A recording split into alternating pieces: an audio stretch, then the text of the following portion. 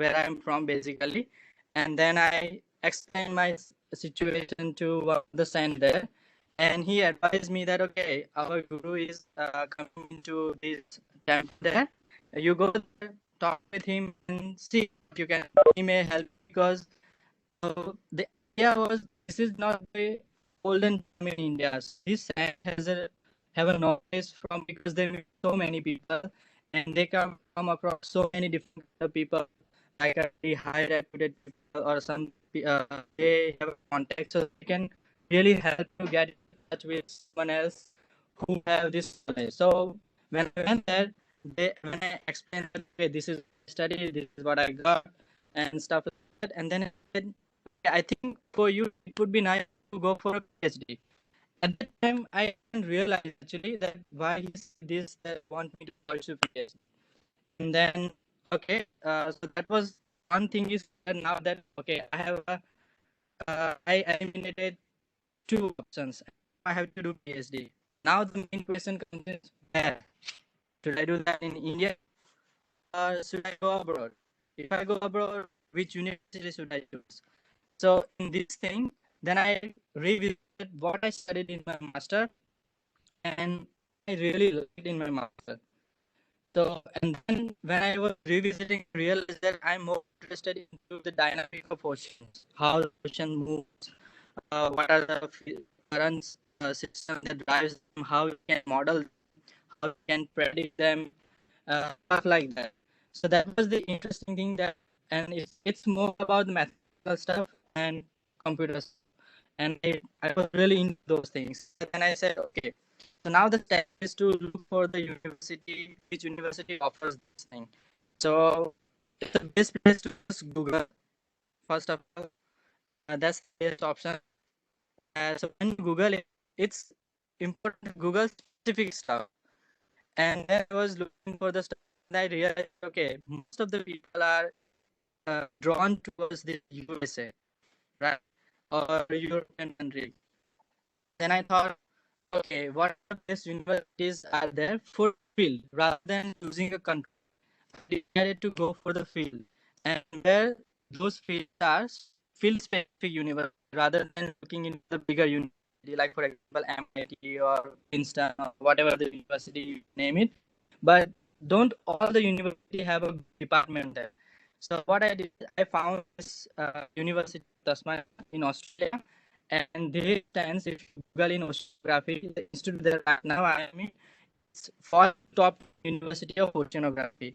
And then I look on the university website and check for what are the problems they have. So simple thing is when you are going through this whole PhD thing, there are two ways you can get the PhD. One option is either you write your own research proposal based on your experience and then approach particular supervisor or particular professor that okay, this is what I have and this is what I want to study. Do you have a funding? Because once you finish your master, you cannot work for free. PhD fees are huge. We cannot afford that kind of fees. So you have to have this kind of scholarship to do that. Unless until it's loaded, that's fine. No options. That is a just book. Uh, Simple. So I contacted this professor, and the second option is that you have to look on their website because sometimes university advertises that okay, we are looking for few PhD students, and if person is interested, take this professor. So contact that professor, and professor tell you that okay, this is what I got funding for, and you do something on this project. And that's how that was the thing that I found. So University of Tasmania has this website uh, on the CLACS. So CLACS is a contribution of five elite university in Australia who work in ocean sciences and atmospheric sciences, ultimately the climate change studies. And in this university, they have this CLACS, kind of it's a acronym for climate extreme events system. And in this, they every year they publish, advertise couple of PhD positions. And in the PhD position, there were two professors' name were there. That okay, this is the professor. They are looking for PhD students. So I directly emailed to that PhD professor and said, okay, hey, this is my CV. This is what I studied my master. I'm interested to studying this particular topic. Do you have any position or any such opportunity for me? And then they got me. Okay, yeah, I like your CV, and it seems that we can talk. So there's a small interview, and then you convince them that okay, you can do this project. And then they ask me, okay, this is not the final offer. So now the real thing is come. Once you get the supervisor, then you have to apply in the university through the supervisor. And once you apply in that, and now you have a backup supervisor, but your supervisor doesn't support only you, because there was not alone on that. There are a couple of students who applied on the same project, and now university decides based on your application that who is a right student, right fit for this opportunity, and they offer then scholarship definitely. And one thing is that scholarship is not offered by your supervisor, but it is by the university. And based on your skill, or based on your resume, or based on your research letter, or personal interest letter, these are the two things that you have to write. And then based on that, they decide that how many scholarships you really give. So there are definitely, you have to have a two scholarship to pursue PhD, especially in Australia, if you want to do PhD. One scholarship is student fee scholarship, which is about for 4 years you get, and another one is your living allowance scholarship. Because while you are doing PhD is a full-time job, kind of a thing. You go in a morning and you work on weekends too, depends on how smart you are. But usually, all the PhD students are working week. When you get the visa, you have a right to work outside in some wherever you want to work. But apparently, PhD itself too much, then you cannot go outside. So, the scholarship you need is living allowance. Once you have these two scholarships, then supervisor says, okay, I'm happy to hire you. Then you get the PhD. So this is how I got my PhD. I contacted supervisor through university website, and then she got me back, and then we had this couple of exchange for once we email exchange, and she offered me a like send me out this is proposal they are asking for. They need someone to work on this project, and then I liked it, so they interviewed me. Once it was clear, she said, okay, now you can apply for the position, and she can support me because and there were a couple of students. I was lucky. I got the scholarship and got the PhD. Finished. Recently, I submitted PhD about 2 months ago. Yeah, and now I'm working here as a research associate while I'm waiting for my outcome of the test. So usually, there are two kind of PhD. Once I think uh, different university has a different country, different system to how they evaluate PhD project. Actually, in Australia, we don't have any defense and stuff like that. You just write the thesis, you submit the thesis. Thesis goes to abroad. In some university, they check it for like okay, 2 or 3 topics. Evaluate it. They get you back with some comments. They grade you with A, B, or C. A grade means minor revision, and thesis is accepted. The second one, B, you need to work really hard another time and spend some time. C, it means don't worth your thesis as worth a PhD. So then university thinks that okay, should they give you PhD degree or master by research? So it really depends on the, but it's very hard to fail in PhD actually, because it's not only you are doing PhD, but your supervisor is also doing PhD with you. It's a kind of a thing, and it's his or her reputation is depending on you. So they will make sure that you pass PhD. So it's the kind of thing. Once you submit PhD, everyone recognizes that okay, yes, you are definitely gonna get the degree kind of a thing. And that is in compared to USA, some they have a different seminars. You write the thesis and then present, and there are people sitting there. They ask you a bunch of questions, questions why you do this and that stuff. And once you define that, then right away they give you degree. It doesn't matter how your thesis is, apparently. Whereas here in Australia, it's sometimes you never know that student have already passed out because it's kind of in supervised and university on like the chair of the your thesis committee and stuff like that. Yeah. So this is the two different way things are happening. So this is what I'm familiar with actually USA and Australia. I think in India also we have to just give defense, right? Then you are free to go. So thanks, Mr. Ram, for sharing your insight on this, how you got there, and how. I want to ask one question: how life is different from IIT KGP over there? You have studied with us in Aeronautical Society of India, then you moved to Yeah. IIT KGP, which was altogether different than what we have faced. Many difficulties, struggle of life in ASI, and then how Hmm. life is different from IIT KGP to University of Tasmania. Can you give some insight on that? Yeah. So in IIT, I think it's a very normal life. Like people are thinking that getting into IIT is difficult. Yes, that's true. Getting into IIT is difficult, but once you are in the IIT, it's all normal college of a life, right? For example, go to the classes, professor comes in, they teaches you something, they write on the board, basically, but the exam is different. Exam level. So in exams, that's the difference I found. For example, here during my PhD to take some classes actually.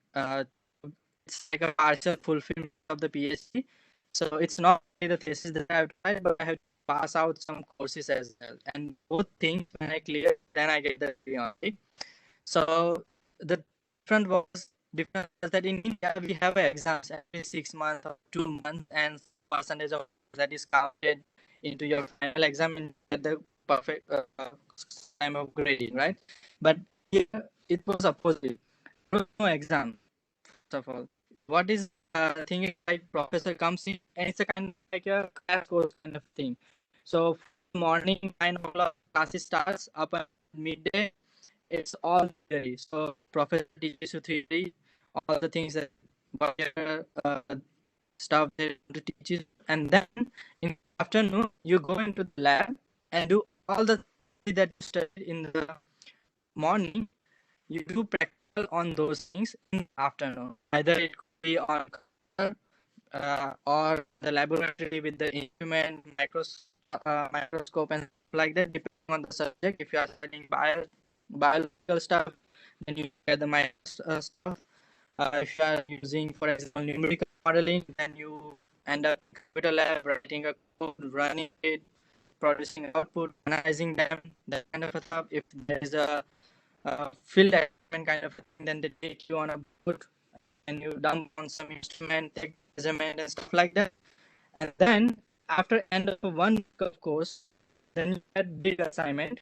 So every day you have a small assignment that is called lab assignment, and then you finish that lab assignment before the next day of class. So once you finish your study from 9 to 5, you have to finish your assignment, whatever the time you take overnight, send it by morning before you go into the class, and then same happen for all the week.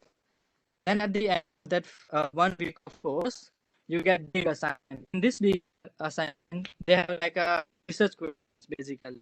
Apparently, like okay, this is the topic. What are things you can explain?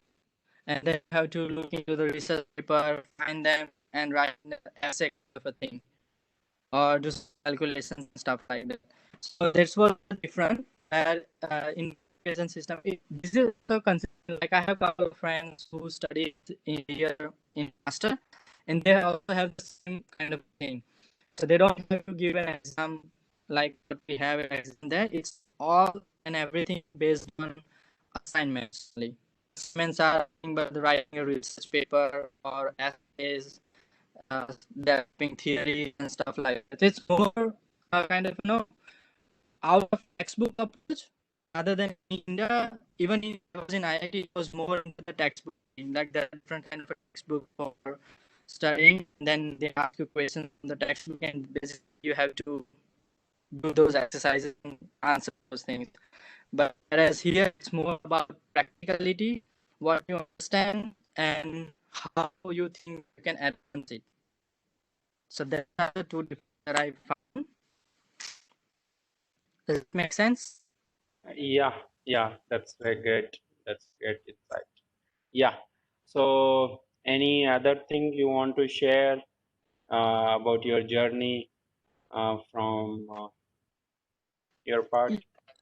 Uh, so the one thing that I want to say, like, at this, I don't know what is the state of all the students or mind of all the students. Sometimes what I found during this whole process, uh, up until these days, it's okay if you don't have an idea what you want to do in the future or something like that. But it's important that sometimes you have to look out the science that you get sometime, and have to find what interests you most. Doesn't matter whether you end up being an engineer or scientist or whatever it is, but as long as you don't do what you interest you most, you always regret it.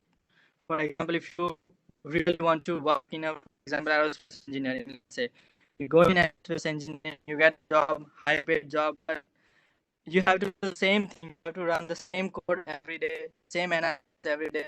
Then, if you are not enjoying it, you cannot get bored one day, and then you regret. You want to do something, looking for this and that job. So I would encourage someone to think about what they really, what's make them really happy while they are studying.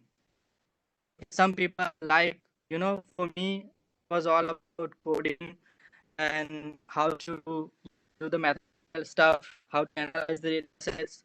Those kind of things were more interested for me because I was more all during society we have this privilege to these options was more about cramming the books, solving big problems and answering them, right?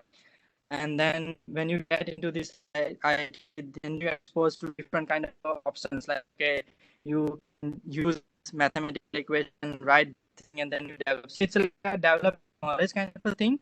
And once you find what interests you most, life is more easier and happier. And at the end of the day, everyone wants to have a happy life.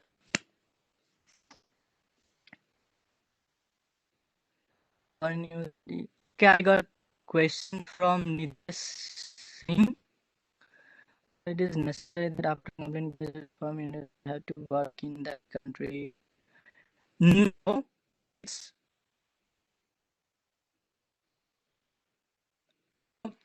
I don't think so. That's true. That once you finish your PhD, then you don't have to work in that country. Apparently, you don't get a visa actually to work in the same country. So your visa is for your study purpose on. Once your visa finishes, you are encouraged to go back to your country, home country, and find a job there. Or if you want to stay here, then find a job. This is ultimately on to you that what you want to do. And after finishing PhD, it depends also. Like right now, I'm exploring those options. So the first option is either you can go in academia, and if you want to stay in academia, no university will hire you. Elite, I'm talking about elite university, like for example NIT or MIT. IITs in India won't hire you after your PhD.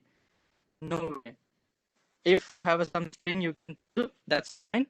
But at least you need a postdoctorate after finishing PhD. So postdoctorate is a kind of like a PhD is your bachelor degree, and master is a postdoctorate or PhD thing. So it's basically, and once you have a postdoctorate, you can apply for the professorship, and it's easy.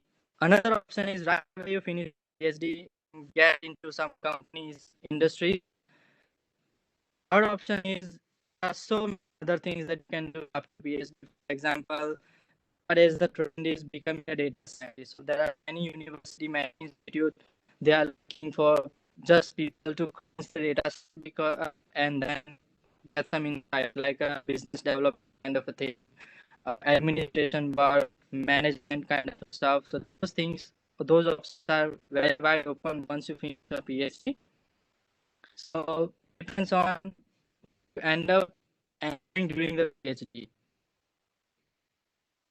The second question is that answer? Is that what you're looking for, Nitesh?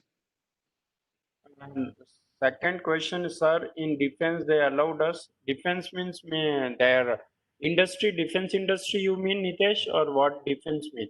Okay, he's asking in Australian defense industry, do they allow to? Apparently, any countries have this policy that they only hire, especially in the government sector, they only hire people who have a citizenship of that particular country. So once you obtain the citizenship, there's no problem getting a job in defense or any government organization in any country.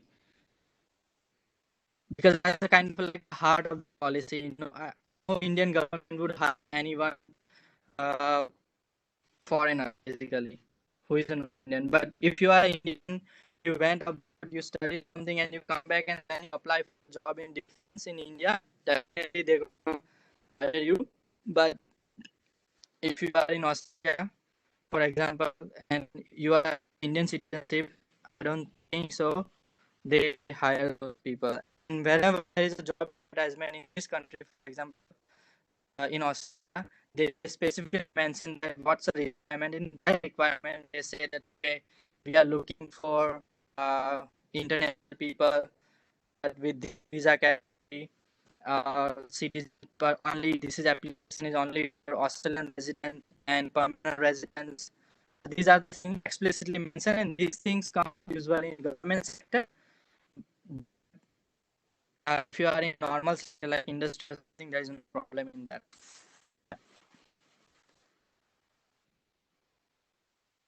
Think you have answered. So, Yeah. and anyone else? Any question?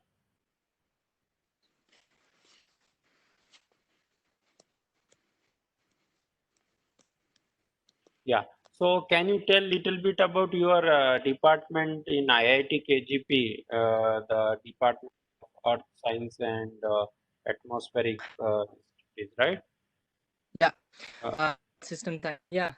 It's a center for ocean, river, atmosphere, and land sciences. yeah, Yeah. The full name of the department is called core.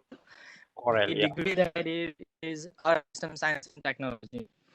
So course structure is more or less same as what we studied. It's more like an application of what you studied in engineering. For example, we studied Navier equation, we studied basic fluid dynamics law, we studied basic thermodynamics laws.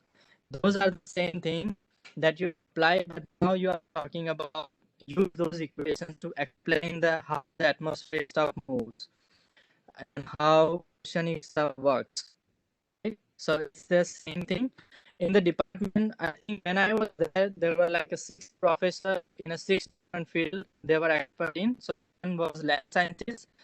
Land sciences fall into the category like study about the moisture kind of soil, how it's kind of a related to the agriculture as well, kind of a, and then mostly it highly depending on remote sensing. This field more highly depend on the remote sensing when you talk about the land sciences. The second one was about ocean sciences. In ocean, there are 3 different categories. One is based on satellite studies. Another study is just numerical study, modeling, that what we call. The third category is observation studies. Uh, Same thing in atmospheric as well. Atmospheric stuff fall into three different categories. One is satellite based atmospheric stuff, the numerical based atmospheric stuff, and then uh, observation based atmospheric stuff. So difference between observations, sometimes we observation when it comes satellite observation, it means in that case you have to kind of use the satellite data set. You go more deep into the remote sensing stuff, like how to build the satellite basically, how to tune those instruments to study the atmospheric stuff and oceanic stuff. As a numerical model, it's all based on mathematics, physics that we study, how we can write the codes and run it and predict what's gonna change and how the system's gonna respond to particular disturbance and stuff like that. And observations, you basically dump similar instrument into the ocean or instrument on a weather tower and make the stuff, wind speed, rain gauging and stuff like that, and study those things. Uh, Ram, there is one question for you. Mm. Can you read? Yeah, if someone is really interested in mathematics, which field or subject in aerospace is good for them? Okay, if so this field definitely what I'm us is science and technology is definitely one of the heavyweighted mathematics thing. There are a lot of mathematical modelings happening. So one of this field, another field. I think in aerospace engineering also nowadays there is a theoretical advancement happening, and we are moving into small and small stuff like quadcopters. Now people are making some robotics as well, artificial intelligence kind of a thing. So, and another one is data science, which is kind of a more general, generic to come all the different fields together depending on what background you have. You can get in that one. So these are the options would be ideal for interest in mathematics.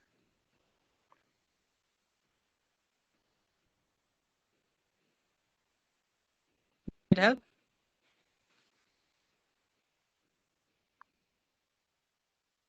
Think it's clear because there was dilemma. Many people are not well aware of what choral department. So you have given Yeah. really good insight. It's actually really interesting where people do a lot of mathematical stuff and physics Mm. behind that. So it's good to know because this year one of our students joined IIT Bhubaneswar in Yeah. atmospheric That's department. So I mm. suggested him you can do lot many CFD stuffs because its atmosphere Yeah. is all about air and the science related Yeah. to that. Good to Mm. hear. Definitely, Yeah. I will ask him to contact you. His name is Yeah. Pritam. No worries. You, My email ID is with you, right? yeah, You have yeah, my yes, yes, ID. yeah, Yeah. yes, yes, sure, yeah. So anybody else? Any question? Because he is in multidisciplinary field.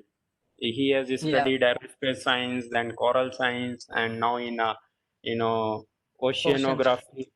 Yes, so he can take up few more questions. We have some time. If not, Yeah. then yeah, I think they are done. It seems. Okay. Yeah. Yeah. Anything you Just want to add? no. I think that's all about it. If All of them are anyone have a preparing for GATE. specific questions about field or anything, then I'm happy to you know be in touch with email or Skype, whatever suits. Yeah. Zoom is not there anymore in India, right? Yeah, no, it's there. Zoom is there, but we do not use Okay. Zoom. Yeah, we Okay. have Yeah. WebEx and So yes, yes. IGC has its own tool, webinar tool also. So sometimes okay. we connect to that as well. Yeah. Mm. Now one more thing, all these guys are preparing for GATE. I think today, I think most of the guys who are preparing for GATE, they have joined the session. So what Mm. will be your advice for them? For the exam. Yeah. So I'm gonna tell about what I made a mistake in GATE exam, and I think then you can take on not repeating that. That would be the ideal to response, because you know sorry sir teaches you really well, and I think he may not give you the structure, what to study and what not to study. Basically, the thing is that during when you are studying GATE exam, we have, I'm not sure now the structure is the same, but there are like a 15 questions you get in general aptitude test, right? If I'm not Yes. wrong. Yeah, it's Don't underestimate those 15 questions. This is what mistake I made. So for me, paper was 80 marks rather than 100 marks when I appear in GATE exam, because I focus on that 15 marks. And that's the 15 marks super easy actually. But sometimes really have to think about those questions. It's like basic general mathematical thing, general aptitude kind of a thing. Whereas you are so into this, involve yourself in this math, other subject, which is highly discipline specific, and then you forget about those basic concepts that you really need to answer those 15 questions. So that's one thing that I advise. So that 15, make sure that out of the 15, you at least get 10 marks. That would put your rank definitely 100 if you score 10 marks there, and if you're really good in other subject. My advice, don't miss those 15 questions, 15 because marks. definitely you are gonna get 15 marks questions, because definitely gonna work for 85 marks, and I'm sure Dinesh will definitely take care of that. You get at least 50 plus marks in that, because I think what's highest score you get usually in Around highest 80. marks? Yeah, Around 80. around 80. Yeah, right. So that's the thing that you reach up to. So if you are sure that that 50 marks, at you get 50 out of 100 from 5, and then you make sure you get 10 here, and puts you definitely under 100. You are true. Yeah. If Yeah, anyone is, that's what I said. but you still such rank 85. It was good enough to. Yeah, yeah, So one yeah. more question I will ask. It's more about how you felt when you didn't get aerospace or you chose Coral by choice. Mostly, people take Coral as a second choice, right? So what was No, your it's my feeling? eighth choice. Oh, okay, It was okay. brutal, actually. So in my time, what happened is usually I Kharagpur Aerospace Department had about 20 students. Yeah, 20 to 20 seats are there, but the year that I passed out, I decided to only take up 10 students, and we have this category system, right? So in that yeah, category system, only two to three students from only general category, and then rest of the kids were divided. So in this frame, they decided only 10 students to hire, and one of my friend, uh, he was my roommate in IIT. He was in aerospace engineering in IIT Kharagpur. So his rank was 35, and he got this admission in the same list because of the list. Actually, he had 35 rank, and he got admission as a in aerospace. I had 85. I got in Coral. So I think it was a year in which they decided not to give many seats, I guess. That's why I couldn't make it that one. And as I was saying, that I was really invested into pursuing my career in aerospace engineering, because once you spend a lot of time in one specific, you really want to continue that one.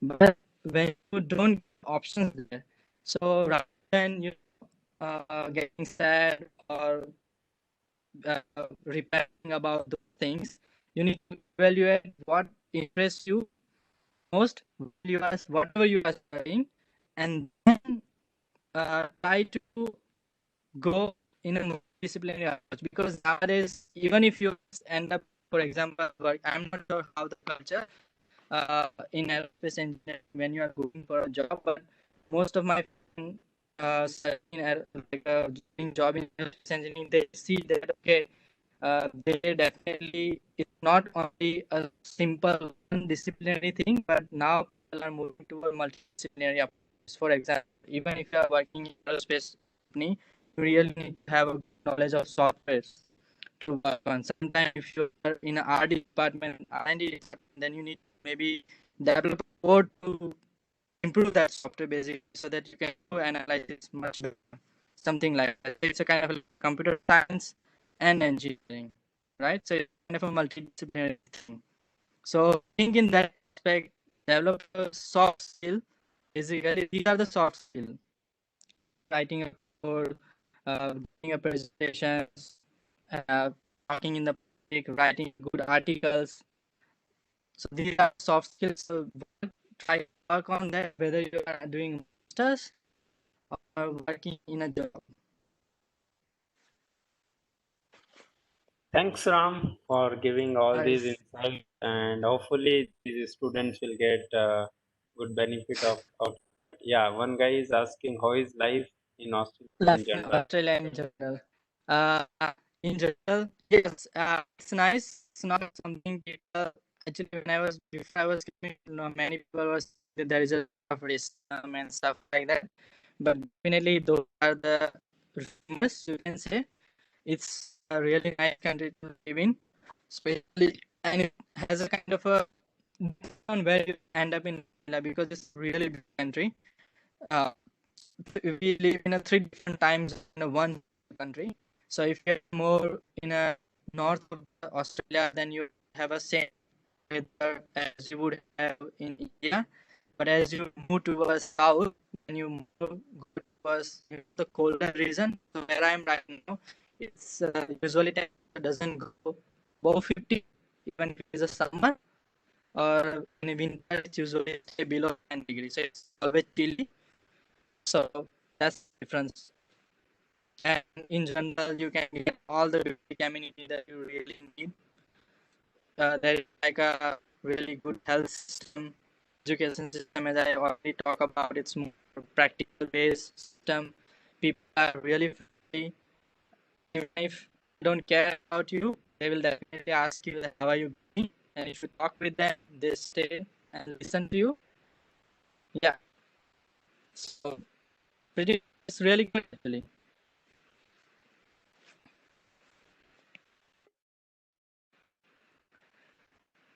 Mm, IELTS. Uh, yes and no, because if you are doing master, then yes, you definitely have to get IELTS for master. But if you are applying for a PhD, you don't really need master IELTS because the provision in university for PhD student that if you are studied, you're in a country where the national language is English, your education background in English, you just need to have a letter from your university that okay, we undertake an exam, whole courses were delivered in English, and the candidate appear in English language. That letter is sufficient for you to get in the job, get the PhD. When you are applying for master degree, definitely you need to have IELTS, especially for Australia. There are another as well, TE, which is slightly easier version of IELTS. And for if you are for US, you definitely need to apply for TOEFL. This is how three different English tests there. And then another on top of that, if you are applying for master, some university in Australia also require GRE score. So especially ANU, Australian National University, that is kind of a the rank number one, you can say, in Australia. Australia, I think all over the world it comes about 29 rank. So that university definitely requires GRE as well, not for PhD students, but for masters. So thanks, Ram. Yeah. Anybody else? Yeah, I think done. No So worries. thanks Ram Thank for you. joining us. Thank you very much, and Thank you so getting much. in touch with years Yeah. after. So we all are doing good in India, Yeah. and happy. I'm in same profession. I'm by profession technograph, but by passion is still a educator. Like I Yeah, was this is what in. you are passionate about teaching students. So yeah, Yeah, that's yeah. I'm happy, but I'm still Yeah. continuing, my technocratic work as well. But Yeah. currently, situation is tough in India. All the Mm, work has to be done from home, mm. something like that. So, thank you, Ram. We'll be So in much. touch, and hopefully, you'll Yeah. guide our upcoming students. And since I have made it my passion, so I'll be keep doing and getting in touch with Yeah, you definitely. for the Yeah. future task as well. Thank you. Yeah. Thank you. No worries. I'm So, happy guys, to help. yeah, yeah. Mm.